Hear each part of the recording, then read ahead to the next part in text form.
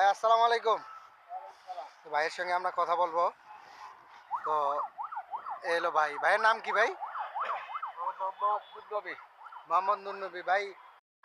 এখানে এই যে ময়লাগুলো আমরা দেখতেছি না, এই যে এত বড় উঁচু উঁচু ময়লা, এই ময়লাগুলো এখানে কতদিন থেকে আছে ভাই? এখানে তো সিটি 15 বছর 15-16 বছর সিটি ফেলাইলো। হুম। ইউনিয়ন পরিষদ ফেলাইছে, পৌরসভা ফেলাইছে। আগে তো ছিল এটা 40-50 ফিট হুম। কাটা। মানে খাল ছিল, হ্যাঁ, গর্ত ছিল। গর্ত ছিল। এটাই মানে ইউনিয়ন পরিষদেরা ফেলেয়া পৌরসভা ফেলার পর পরে সিটি এসে ধরল। এই ময়লা ফেলে এখানে। তো এই জায়গার যে ময়লা ফেলে, এই জায়গাটা কি কারো মালিকানাধীন জায়গা? আপনি কিন্তু বলতে পারবেন কেন? আপনি আপনি আগে বলেন, আপনি এখানে কতদিন থেকে আছেন? আমি এখানে আছি 26 বছর আছে। এ ভাই নুরনবী ভাই এখানে 26 বছর ধরে আসে, এই ময়লা সম্পর্কে সবকিছু ভালো তথ্য আপনি দিতে পারবেন কিন্তু।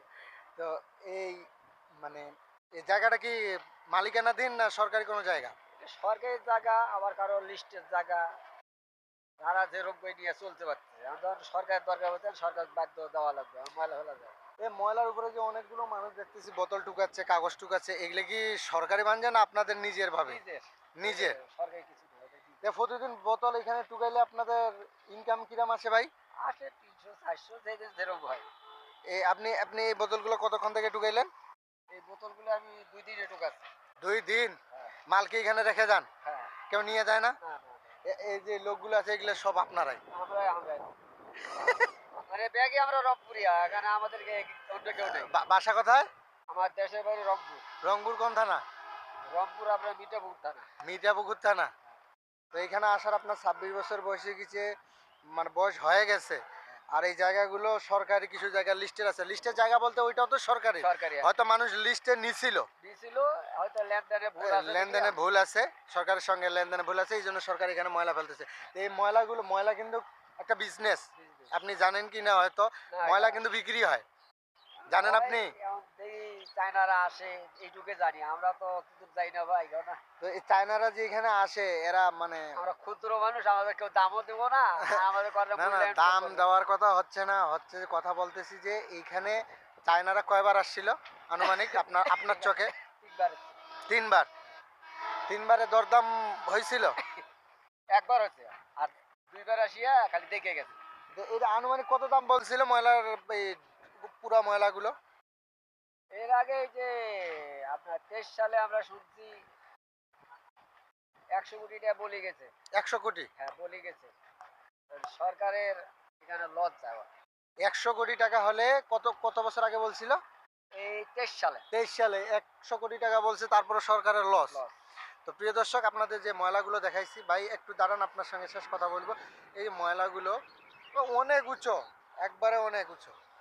এই ময়লাগুলো যদি দেখাই, এই ময়লাগুলো সরকারকে 2023 সালে যখন আওয়ামী লীগ সরকার ছিল তখন 100 কোটি টাকা বলে গেছিল চায়না, যে কোনো এক কোম্পানি এসে।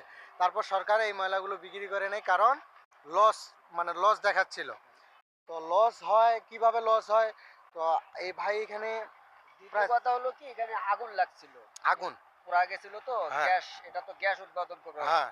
এই ময়লাটা চতুর্পাশে আগুন লাগার পর ছাই হয়ে যাওয়ার পর গ্যাস বেশি হয়নি। মানে ময়লাটা কিন্তু একটা জিনিস, ময়লাটা যদি টাটকা থাকতো, মানে হ্যাঁ। ভালো থাকতো, পড়া তাহলে যদি আরো না দাম যেত, বেশি হতো। দাম বেশি তো, ময়লাটা পড়া গেছে, এই জন্য গ্যাস তো উৎপাদন কম হবে। কম হয়, এই জন্য দাম কম পায়। তো নুরনবী ভাই, এখানে দৈনিক দিন সরকারের কত টাকা খরচ হয় আপনি বলতে পারবেন?